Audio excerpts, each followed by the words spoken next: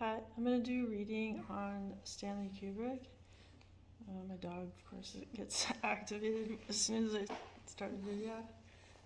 Dr. Disco, he may or may not interrupt this video. Okay.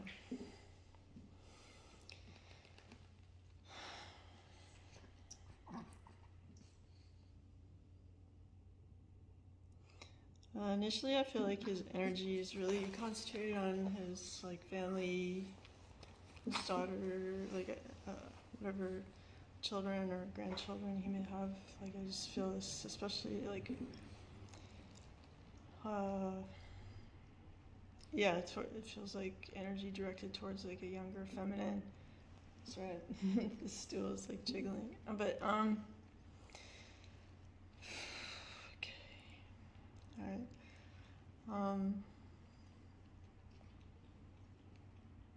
There's also this piece of information, feels like having to do with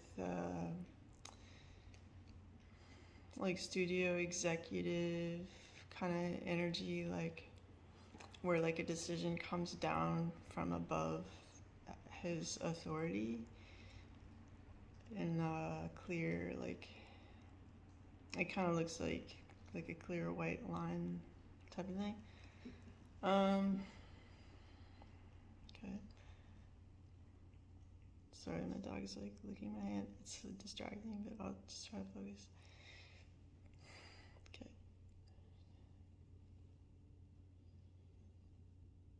So I just feel this communication back and forth between this sort of studio executives and him.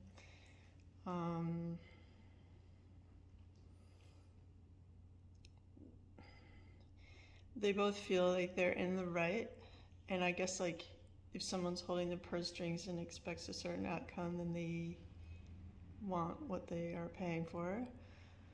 I feel like Kubrick had kind of a generalized idea of what he wanted to accomplish. I know from watching some documentary stuff about him, as he was very deliberate and did a lot of research and a lot of planning for all of his movies and stuff. But there is I don't know if it's the essence of the last film he did, Eyes Wide Shut, but there just seems to be him trying to portray this let's say he didn't have first-hand information of the subject matter of Eyes Wide Shut,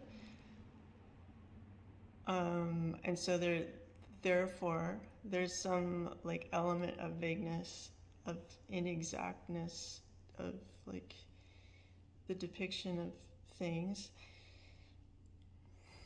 that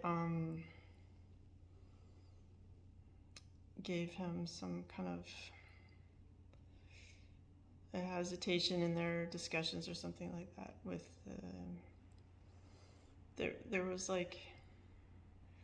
there's a few elements, there's these seasoned actors that he was working with that have that bring their own narrative to his movie, and then he has his script and his concept of the film, and the intersection of those two things made it a bit more difficult for him to exactly portray what he wanted.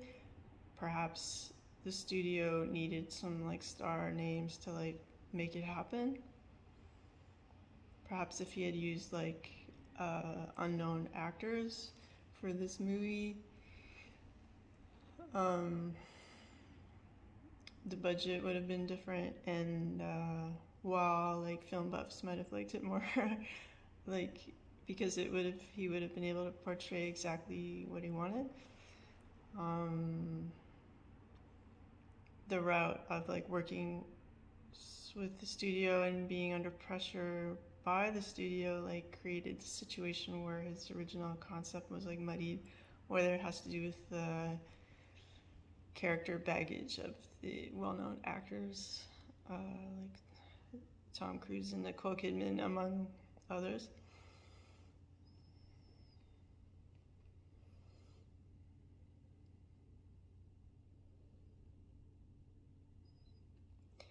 I feel like he had like it was not a joyous experience for him to make this film. I feel like maybe as compared to some other ones like Doctor Strangelove, for instance. Um,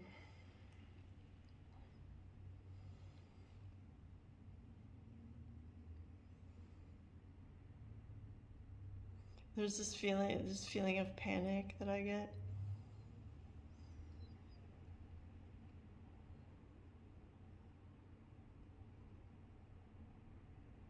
And I get this feeling of like someone within fairly close proximity of him who is like in a way like a double agent, like giving information back to the studio that maybe he like wouldn't have wanted to share or something. Like I get the word secrecy, maybe that was important. Um,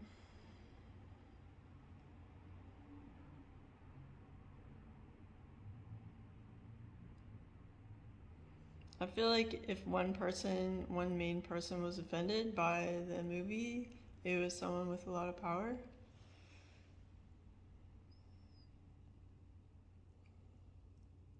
Of course, like a lot of those ceremonial scenes were filmed at,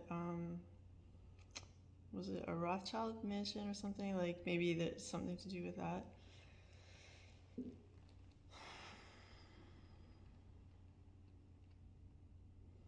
I feel like I hear like the words like making someone disappear. Like I feel like like it wasn't a big deal for someone in power to like just make someone just disappear, go away. If they were like, I get the word a nuisance.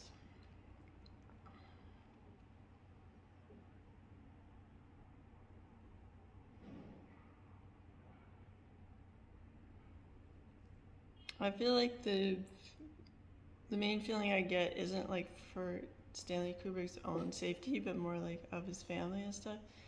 He's very like honorable dad character and family man. Um,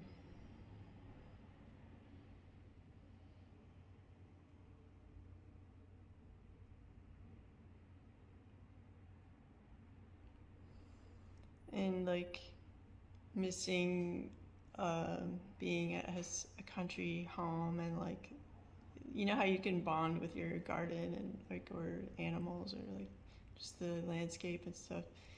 So there's some of that like I feel like he misses or he would have liked to foster more.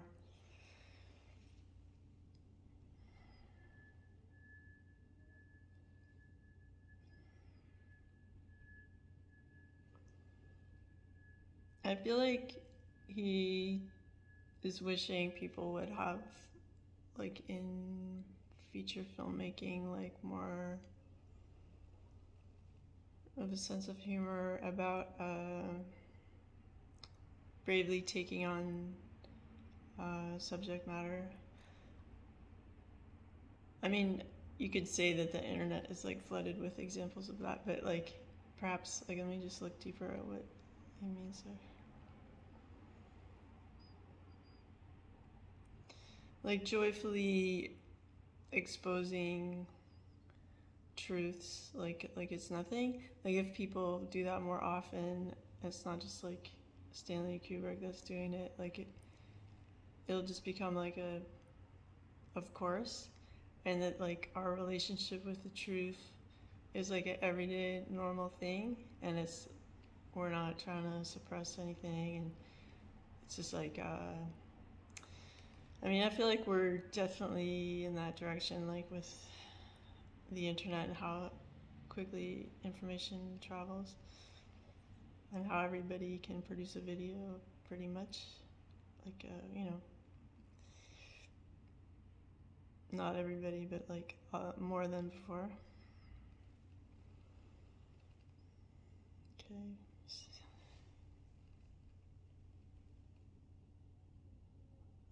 I feel like he wants, and maybe this exists already, I don't know, but like, or maybe it's in the works, but I feel like he's pointing out like a type of like, you know how like the Oxford Dictionary is like, I don't know, two, or like the one that I'm aware of. It's like, I don't know when the last time I actually touched a dictionary was, but like, let's just say the Oxford Dictionary is split into like the unabridged version or whatever, is like two big volumes, because like it's the spine is like too big to be one book. I feel like he wants something like that created of like his work, and just like a super dry, detailed documentation of like every script, every shot, every, like if there's details like that of like what camera did you use, like what film, like literally everything about everything that he did that could be already in his museum, but like someone, you could like buy this book and have it in your home instead of having to go visit his archives. So this is a book that he would like to exist if it doesn't already, and it could be 2 volumes. Like, it's a very big, I don't feel like it's 2 volumes, but it's like a very thick, like what is that, like 3 or 4 inches tall book. You know how you have like the complete works of William Shakespeare, and it's like the paper is like super thin, and it's like every one of his plays and whatever.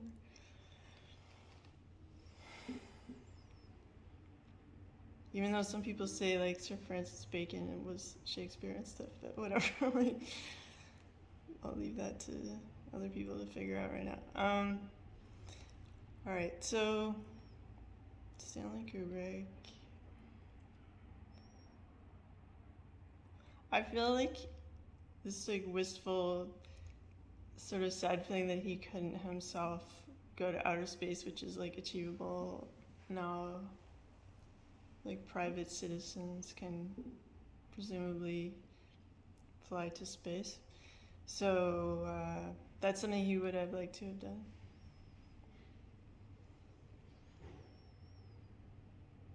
Or at least like filmed from that perspective, like he was, you know, limited to terrestrial filmmaking. Okay.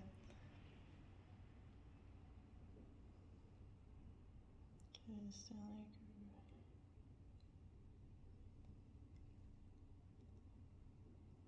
I feel like if you could make like another film, it would be about and he kind of covered this in Dr. Strangelove with the water contamination and stuff theme, but I feel like food contamination is also like a theme that he would like GMO stuff. He would have like to made like a movie, like included as a theme in a movie.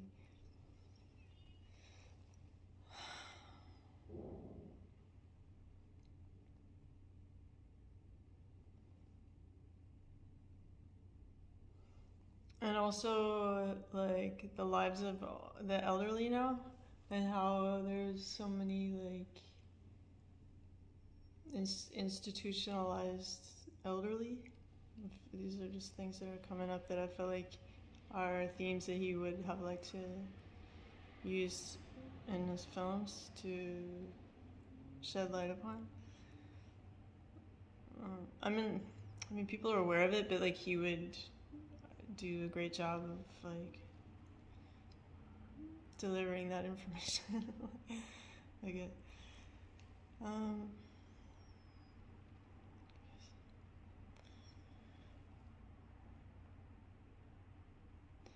Yeah, I feel like the financial aspect of filmmaking when he made films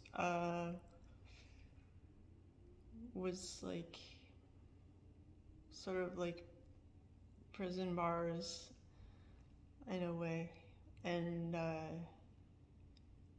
it's much easier now to like make something. Of course, like if he was really into specialty like camera lenses and like military camera lenses and like things like that, it's possible that digital filmmaking wouldn't have interested him as much. But maybe like at the stage it is now, when stuff is actually good, like he might have really enjoyed that. And that would have eliminated a lot of like some of the budget concerns that he felt constricted by.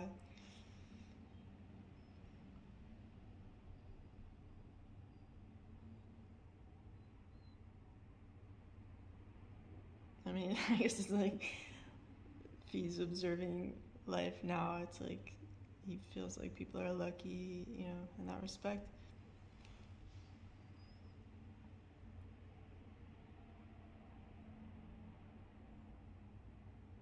Also, I think he would have been fascinated or like made at least a script about like the royal family, because like with the corruption and scandal around them, like that's pretty like maybe up his alley in terms of, you know, wanting to expose that in like a narrative form.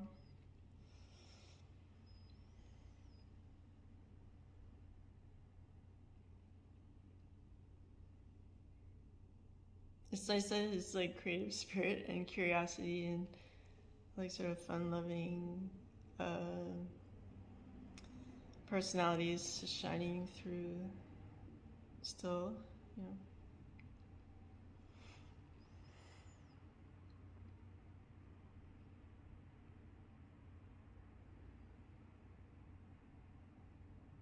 I still get this thing about finances, so like I'm just curious about that.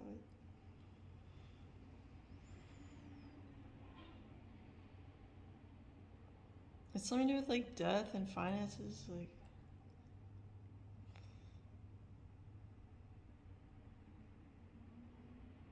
I don't know if it has to do with his death and like maybe he wasn't paid before his death for some project, or if there was okay, wait.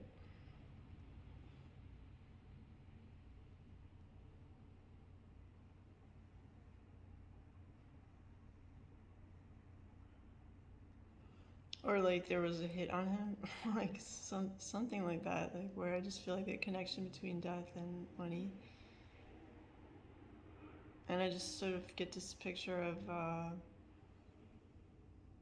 some contact that was made with him, and then a period of time passed, like not a lot of time, like maybe 3 days maximum, and then the resulting like illness or death suddenly,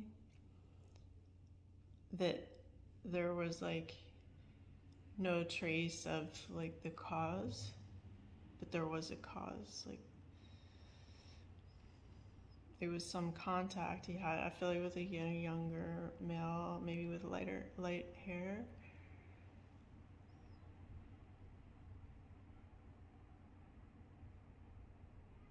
Who had a fairly innocent role, like a delivery person or something that wasn't like very involved enough.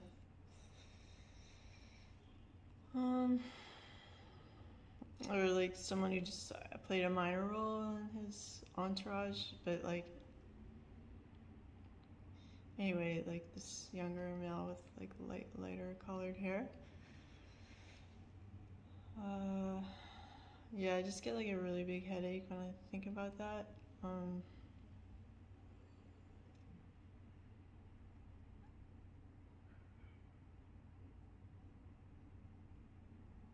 And then just this like darkish cloud mist of like secrecy, like not like impenetrable So like there wasn't, it wouldn't be able, you wouldn't be able to like discern what the cause was.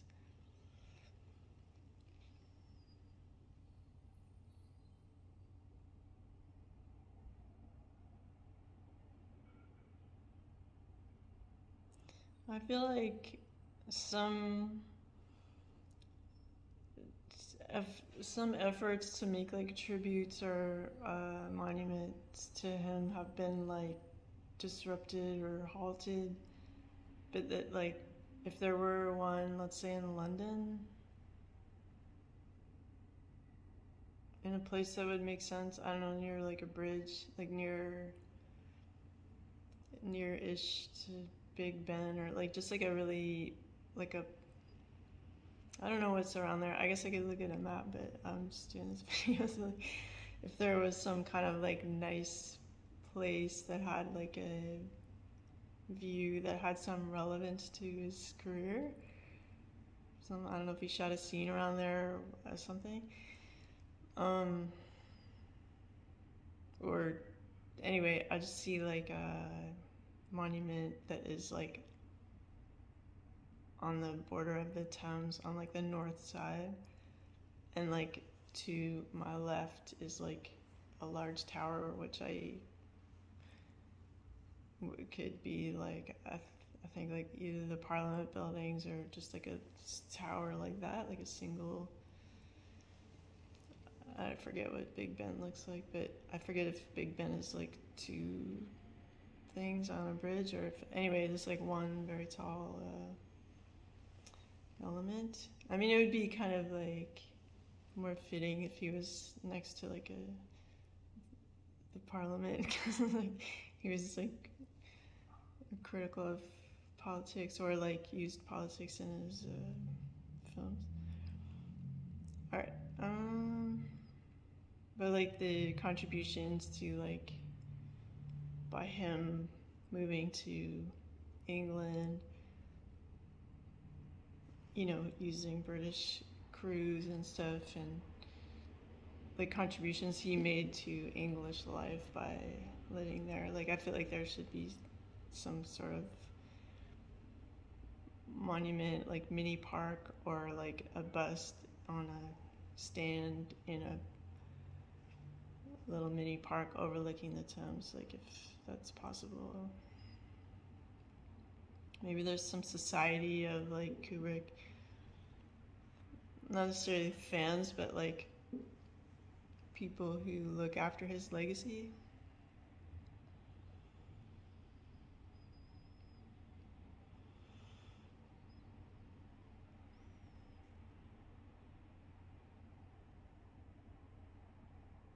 Also, I feel like in where he lived, around where he lived, if there could be some sort of like public flower garden, or like a place, a meditative type of garden walk, like with his favorite flowers, and just like to show that side of him, just like a memorial garden there. Uh, Maybe not like at his house if people, if his family still lives there, but like nearby, or like in that town or something, or some relevant place that's in the country.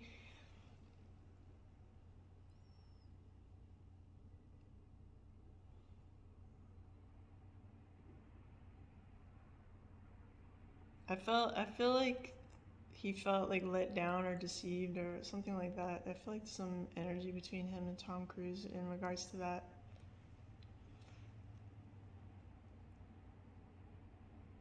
Um,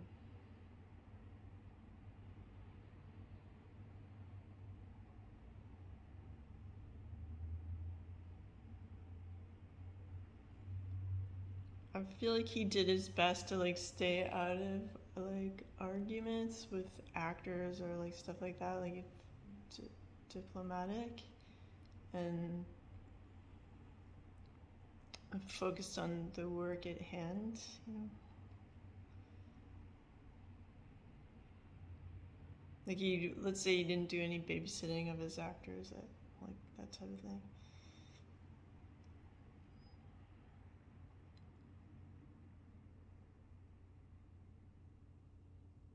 like a we're all adults here type of feeling.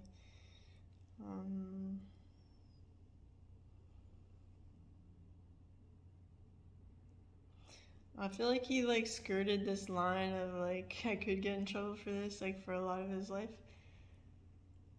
And eventually he reached a subject matter that where there was less tolerance for his truth telling. And they didn't have, like, his opponents didn't have the self-awareness to know that they're actually like doing harm. So they felt in the right, like in a defensive mode to like do away with them. And maybe these people who came against him like will never like see it differently, not in this lifetime. It's the type of thing like when they do their like life review upon parting, like it will be like shown to them like in their different consciousness.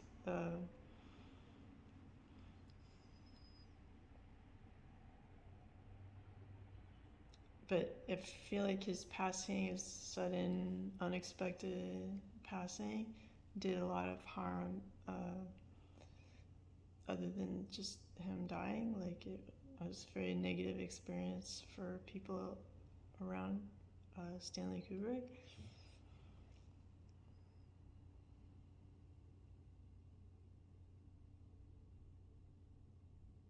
With the lingering of like lack of justice in that situation.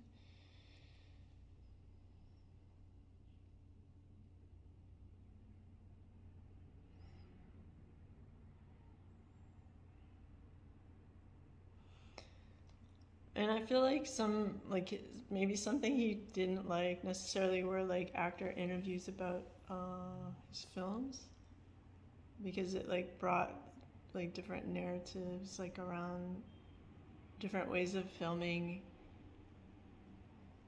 these same characters that he like captured in his film. It kind of like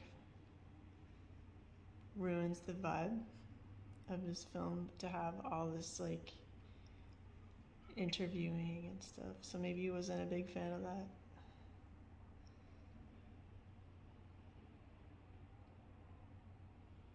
It's like my father was friends with distinguished painter George Tucker, and I spent some time with him when I was around 16, and I was asking him about like what it's like to be a painter and stuff, because I was considering going into the arts. And I asked him about some work of his, and he just said, as a rule, I don't talk about my work. And it kind of reminds me of that, like where it's like I make the work so it can speak for itself. So I kind of feel that same energy with Stanley Kubrick, where he wishes there was like more quiet around like the actual, like just let the film be and live.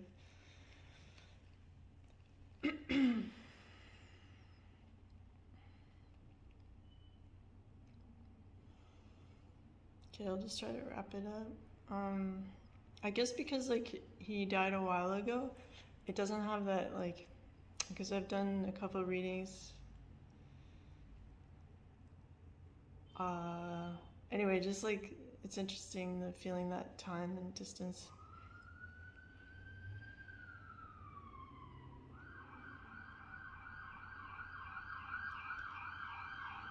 And I kind of feel like this siren is kind of echoing that feeling of like something was amiss, like something was not right about how he died.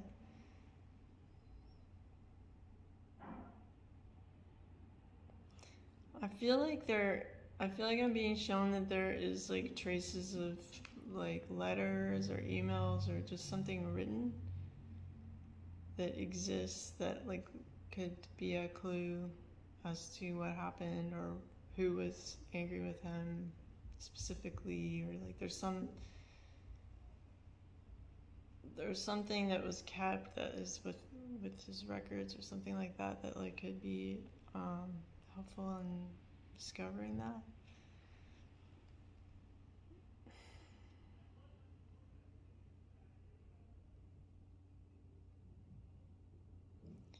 Yeah, and I just get this like overwhelming feeling of sadness, and like it's my understanding that there's like a missing, like they say, there's a missing like 20 minutes of that film, and that's why the ending of the film is like what? Like it doesn't really make sense because there's like portions. So like that may have had to do with like grooming and of like that in the end like his Tom Cruise's daughter gets like basically abducted with the parents' permission in that toy store and stuff. So there's this whole other theme that is like absent from the film, and I feel like I'm being like pointed to look at that for a second.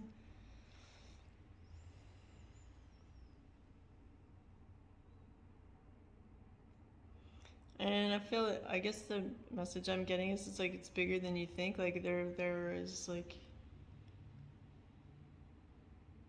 it's quite a sizable like illegal activity that's going on like in the world around that.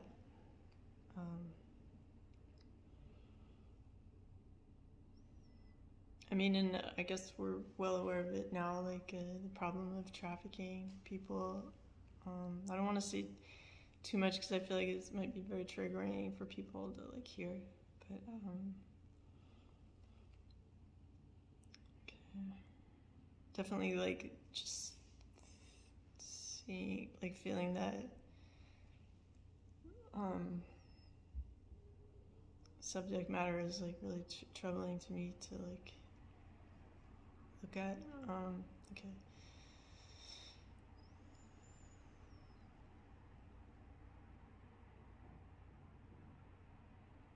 So it just feels like like a 5 layers deep sort of wall of people that like do not want the subject talked about or revealed.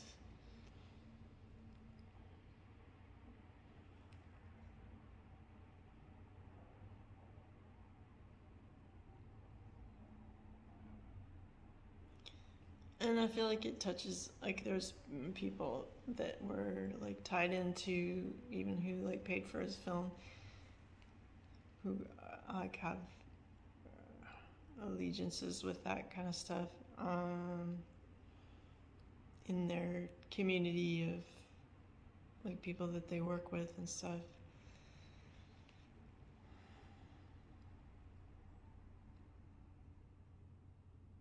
I feel like there's some people that work in the film industry higher up that like don't care where the money came from, or like they just want like their own personal career to go well, and for like good projects to be aligned with their name, and just like lacking in compassion and like principles and stuff, like good principles. They have principles, but they're not like good ones.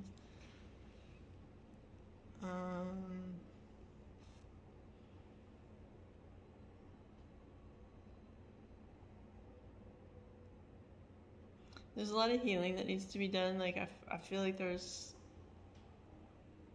a lot of unhealed sadness that he carries as a soul.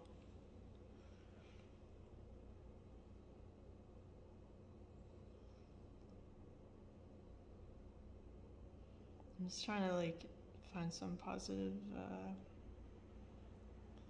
messages in here.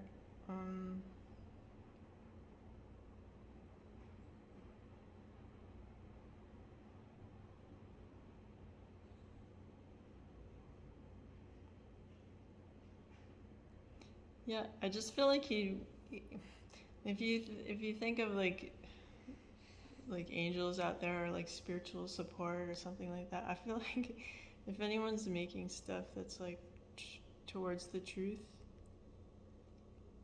he would sort of be helping from above, as they say, like like yeah, like it's like co-working, giving me like a personal message here, but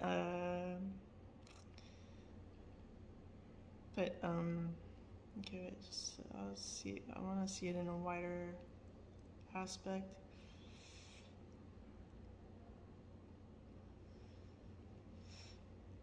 Okay, well, I guess it's like if people if people were supporting women filmmakers, like to know that there are people in the industry who are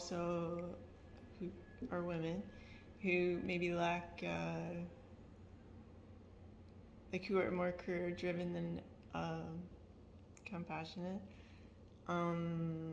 Like like corruption exists everywhere, but goodness exists everywhere, and so it's like you may have to have like a lower budget to deliver the film you want to deliver, and to not be like thirsting after getting like major production company approval. Just getting the truth out is like more important than it being like glossy and stuff.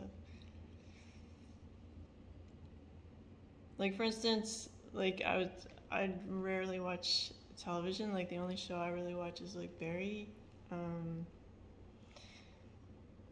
because I'm not that interested in a lot of shows.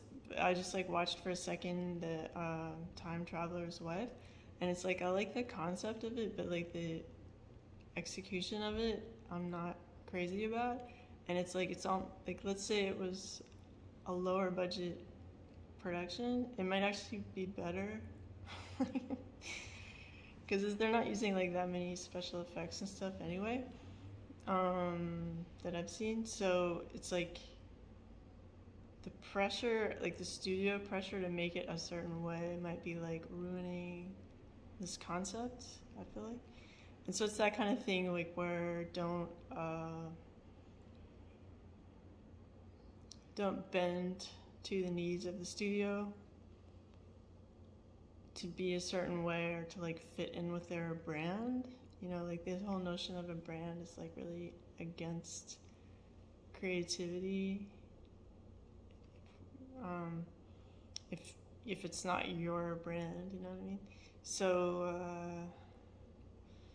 I feel like he's like, don't worry about, like, let's say you just have 20,000 to make like a feature film that's like really good. That's okay, and it might actually be better than if it was a $20 million production, because you'll have more creative authority. Okay, sorry, this video is really long, but okay, just gonna wrap it up.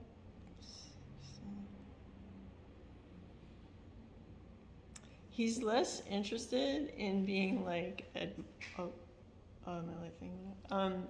He's less interested in being admired as having this like giant encyclopedia of everything he did and all his choices that he made artistically and technically in his career, and to have this like career like big book means like everything to him. He's not an egoist, and it's more important to like pass on this information of how he did it, and like for people to have access in written form, like of all his scripts, like everything in one volume, is really what he wants in terms of like legacy. And that might seem dry to people who are used to people like having like a star on the Walk of Fame or whatever. Like he's he's not an egoist. So I'm just like hammering home that idea of this book. Is the word compendium correct? Anyway, like everything together.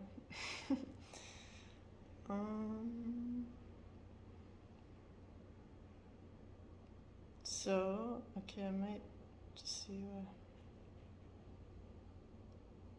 I feel like there's like embedded in this like a message too for his daughter. I guess the one, I don't know how many kids he had, but like I know that he had one that appeared in 2001 as a child. Anyway, I feel like he wants her to like really tap into her joy and make some project that is just like reflective of her joy and like what a beautiful existence it is to be alive and like stuff like that. And that he would want to see this film that she made on that subject.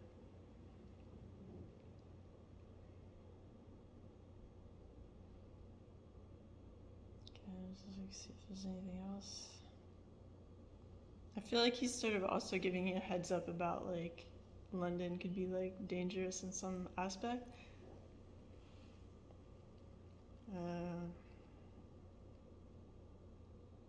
Okay. I know they've had like issues in the past with that stuff. Okay. I'm gonna try to like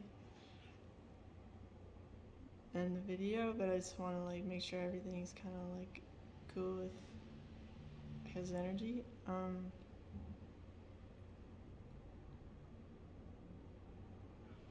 Yeah, and I just feel like the final feeling is like do what you do, but do it like well, of course, like because that's how you do things. Like you do them as well as you can. There's a certain dignity in like doing a good job, even if everybody else isn't. Like put that on yourself to be doing your best creatively and like in work and in life and stuff. Okay, so I feel like I can end it there. I hope you enjoyed this video about Stanley Kubrick, and I will be back soon. Okay, bye.